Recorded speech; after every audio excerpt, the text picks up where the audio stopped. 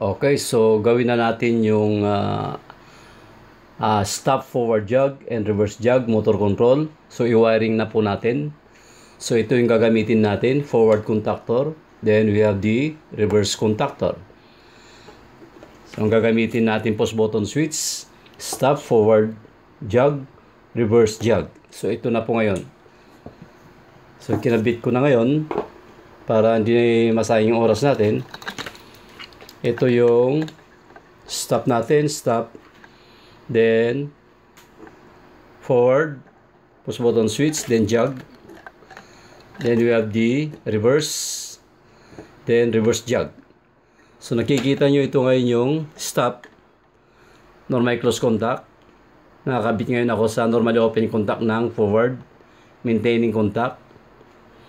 Then dito, nakakabit ako sa normally close contact ng jog sa taas. Then may jumper ako sa line 1, papunta sa jog, forward, then jumper, forward jog, then papunta sa coil. Then ito ngayon yung reverse. So naka-jumper ako sa line 1. Yun, ito, normally open, reverse push button switch. Then, itong dalawang wire, maintaining contact. Then, naka-jumper uli ako sa normal close contact ng jog, reverse jog. Then, sa baba, jumper. Then, papuntang coil. Na? Okay, so, umpisa na po natin. Okay, so, dito muna tayo sa supply. Then, jumper tayo sa terminal 96 ng overload relay, normal close contact.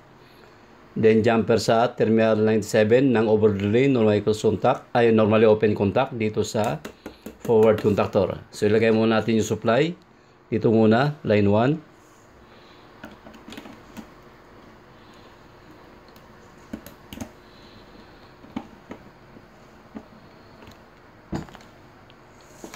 Okay, dito na tayo.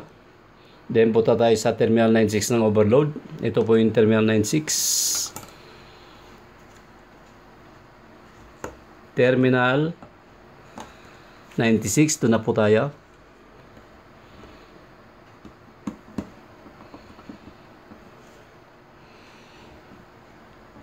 Since may jumper doon, i-jumper natin yung terminal 96 saka 97. Sa normally open din ng overload. Ito, 96, 97.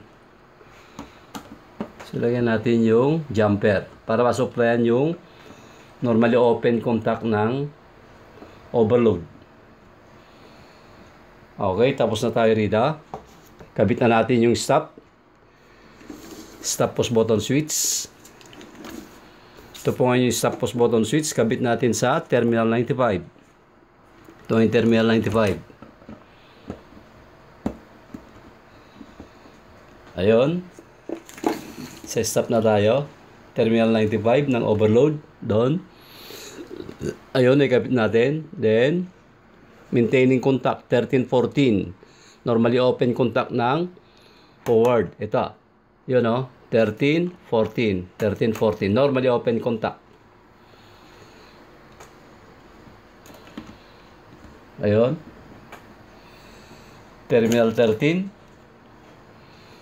Then, terminal 14. Maintaining contact ng forward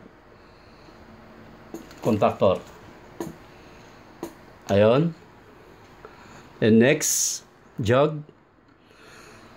So ito yung stop, forward, jog, jog forward. Papunta niya sa reverse contactor, normally close contact sa 21, terminal 21 and 22. Asan 10, 21, 22? That is normally close contact. Ito, terminal 21, then 22. Ito. So, ilagay natin sa terminal 21 ng reverse, normally close contact.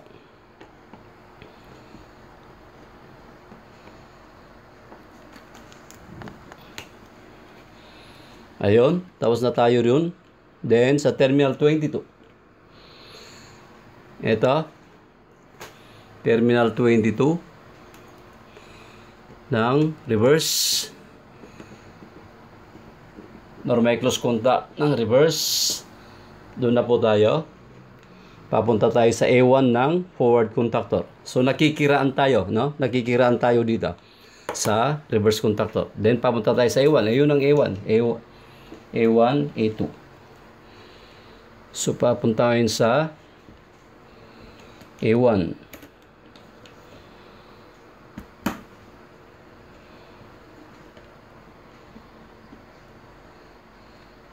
Ayun, A1 na tayo. Then papunta na sa A2, line 2. So lagay na tayo ng jumper or line 3. So lagay tayo sa A2, line 3. So ang gagamitin natin supply para sa coil ay line 3. Coil, supply ng coil ng forward at saka reverse. Then lagay ko na rin yung supply. Jumper para masupplyan maya-maya dun sa reverse contactor. Ayun, tapos na po tayo doon. No? Then, punta na tayo sa reverse, push button switch. So, yung forward nakakabit dun sa reverse. Ito ngayon. Ito yung reverse contactor natin. No? Reverse, then reverse jog. So, maintaining contact ulit. 13-14. Nasaan yung 13-14? So, ito yung 13-14. Normally open. No? Normally open contact. Maintaining contact.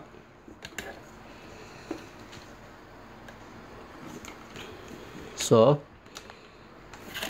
dito na tayo sa reverse. Maintaining contact. 13. Terminal 13. Ayun na po tayo. Then, terminal 14 sa baba. Yun. Normally, open contact. Ayun. Yun na tayo. Then, jog. Ito na po yung jog natin. Ito yung jog natin. So, may jumper na. Papunta rin sa forward normal close contact, makikiraan. 31, 32. So ito po, normal close contact, mas malapit. 31, 32. So sa 31 muna tayo. Dito. Doon na po tayo, 31. Normal close contact, makikiraan. Bago papunta sa A1 ng reverse contactor. Ayun. Tapos na tayo sa terminal 31. Then, doon na tayo. 32. Sa baba. Nakikiraan. Na? Ito. So, nasa terminal 32 na tayo. Ng normal close contact. Ng forward. Nakikiraan. Andun po tayo. 32. Papunta ngayon sa A1 ng reverse. A1, A2. Ayun. Papunta na tayo sa A1, A1, A2.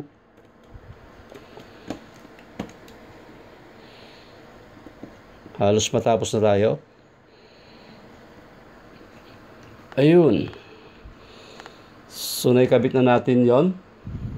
32, A1, then A2. Line 3. So, jumper na lang natin, no?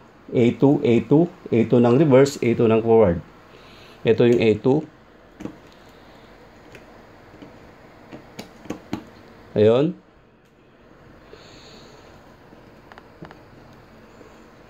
So, jumper natin doon sa A2 ng forward. A2 ng reverse. Then, A2 ng forward. Coil to coil.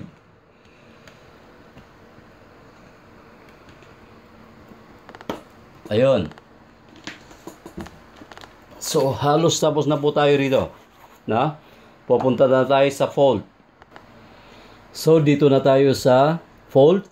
So, terminal 98 ng overload relay, normally open contact.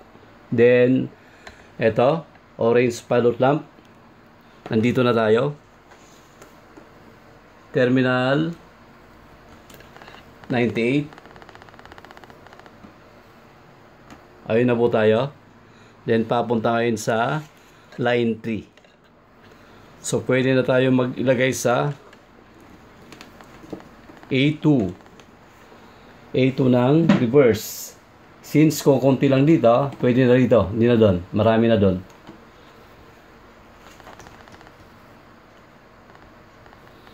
So, kinakabit natin yung orange pilot lamp, that is volt. Ito. Yun. Orange pilot lamp. That is volt. And next, yung green pilot lamp. Green pilot lamp, jumper, 43 gamitin natin. Normally open. Ito yung normally open sa baba. Then normally open. Okay, lagay mo natin sa line 1, jumper. So ito na. Para sa red, i-jumper na natin dito. Lagay natin dito. Ayun. Para sa red pilot lamp maya-maya. So line 1 pa rin ito. Naka-jumper na. Line 1. Then, normally, open contact. Andun. 43. Terminal 43. Normal close contact 43, 44 para sa forward. Ito po. Tsaka yun.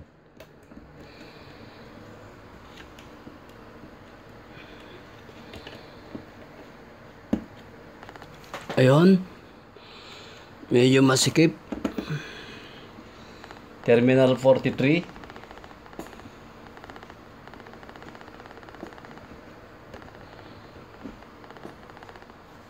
Ayun.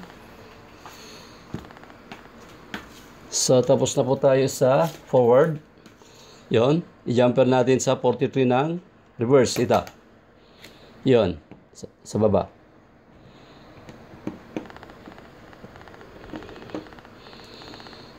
Okay. So, line 1. Jumper 43, 43. Line 1. 43, 43. Next. Sa baba ulit. No? 44, 44, 44 ng forward, then 44 ng reverse. Sa baba niya. So, ayun. Dito sa baba ng normal close contact. Ayun.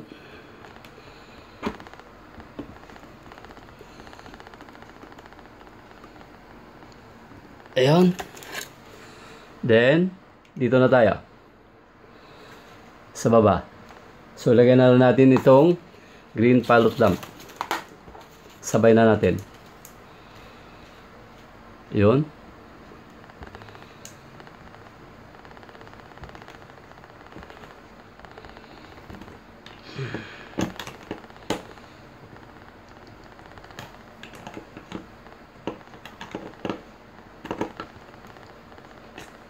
Ayun.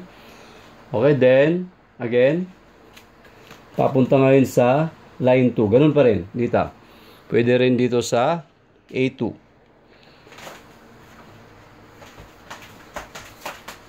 So, dito. Pwede rin dito.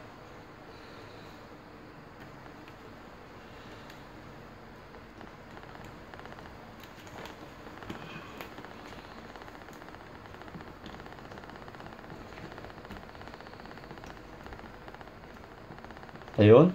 So, tapos na tayo sa green pilot lamp. Okay, so dito na tayo sa red pilot lamp, jumper, line 1. Then, pupunta tayo sa normal close contact ng forward, terminal 21 and 22. Then, papunta sa 31 and 32 ng reverse. Naka-series silang connection. So, ito yung jumper natin. Jumper. Lagyan na tayo ng wire. So, ito ngayon yung 21 tsaka 22. Doon na po tayo. 21 sa taas. Yun. Then, 22. Ito. So, papunta ngayon sa 31. Normal close contact. Ito. 31 ng reverse normal close contact. Yun. 31 ng normal close contact ng reverse contactor. So halos matapos na tayo. Then ito na yung red pilot tap. Yun na, 32. Ito yung 32. So terminal 32 papunta ngayon sa line 2 or A2. Pero line 3 yung ginamit natin, no? Line 3. Para sa supply ng coil. Ito na po. Yun.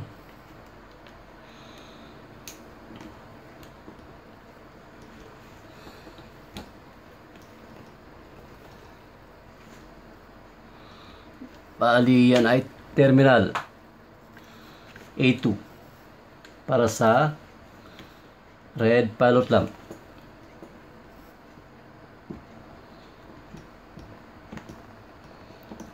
So matatapos na po tayo. Ayun.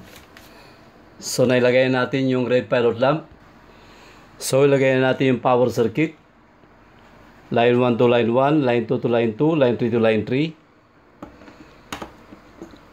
Power circuit.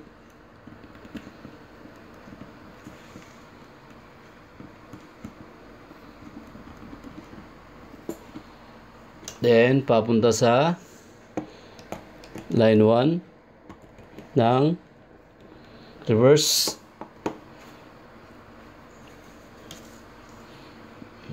Then line 2 ng forward. Papunta rin ng line 2 ng reverse. Then ayun, line 3 ng forward.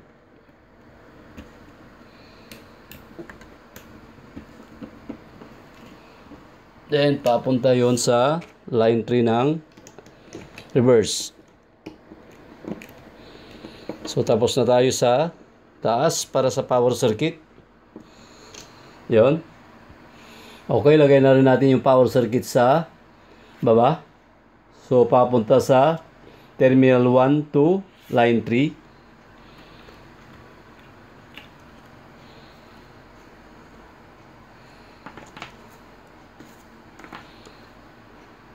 Ito.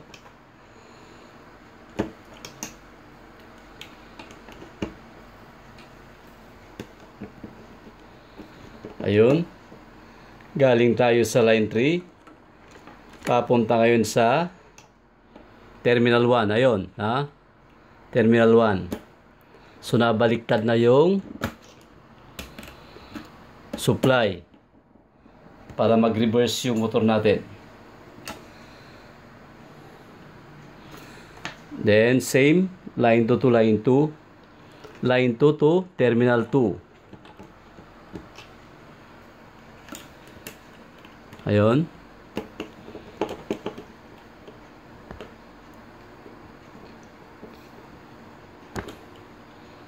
Then, dito sa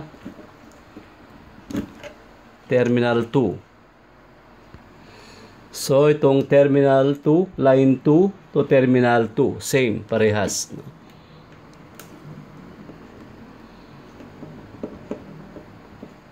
Yan. Then next, galing sa line 1, papunta sa terminal 3. Galing sa line 1, ito.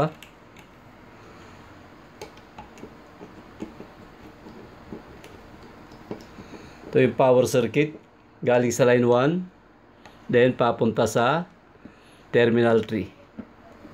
Ito na po yung terminal 3 natin.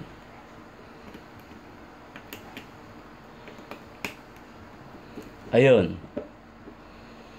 So, ang ginawa natin supply para sa coil ay yung line 1 at saka line 3. So, lagay na rin natin yung supply ng line 2. Supply ng line 2. Okay, tapos na po tayo. So, halos tapos na. Ang gagamitin kong motor ay itong valve na lang muna. Valve na lang. So, ikakabitan natin So, ang importante, alam natin yung procedure. So, ikakabit ko dun sa Terminal 1 at saka Terminal 3. Ayan. So, valve na lang po yung pinaka-motor ko. Ito na po. Ayan. Ito yung pinaka-motor natin. Valve. Ayan. So, kailangan muna natin i-check ng tester. So, kailangan i-check muna natin ng tester bago natin supplyan. So, kikita nyo, ilagay ko ito sa line 1 at saka line 3. So, ayun. Na? So, kailangan meron tayong resistance reading. So, i-forward natin. Forward. Ayun, meron. Ganun natin para makita. Yan. Forward. Yun, meron. Jog. Meron. Reverse.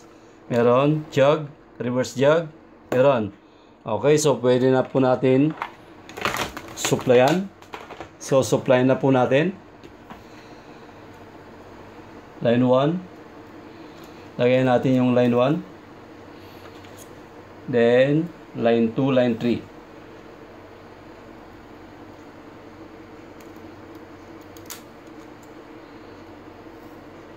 So, supply na po natin. Ayun, umilaw na po yung red. So, ito ay forward natin, jog, reverse jog. Pag sinabing forward, forward yung ikot, jog natin, jog, jog, jog. Tsaka lang mga under pagka pinindot natin. So, forward pa rin ang ikot. Then, reverse, counterclockwise yung ikot, i-jog natin, counterclockwise din ang ikot. Okay, forward. Ayun, naka-forward run po ako. So, stop. Reverse. Stop. Forward jog. Then, reverse jog.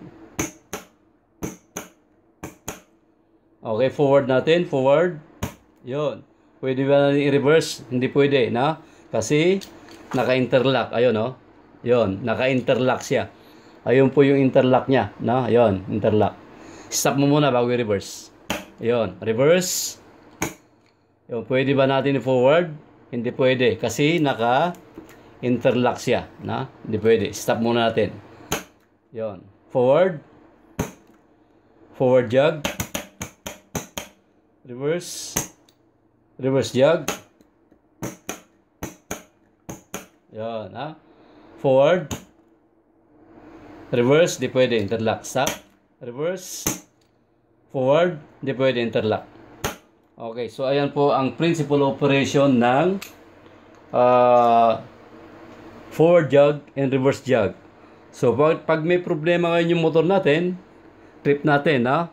So, sabihin na lang natin na nagkaroon ng problema yung motor. Ayan, ha? Pag nagkaroon ng problema yung motor, mag-trip off yung normally close contact, mag-open, mag-close naman yung normally open. So, bago natin i-reset, kailangan ay i-troubleshoot muna natin itong motor. Then, tsaka i-reset. Reset. Ayan. So, forward. Again. Stop. Reverse. Stop. Jog. Forward. Forward jog. Reverse. Reverse jog. Okay, so maraming salamat po. Ayan po ang forward jog and reverse jog motor control.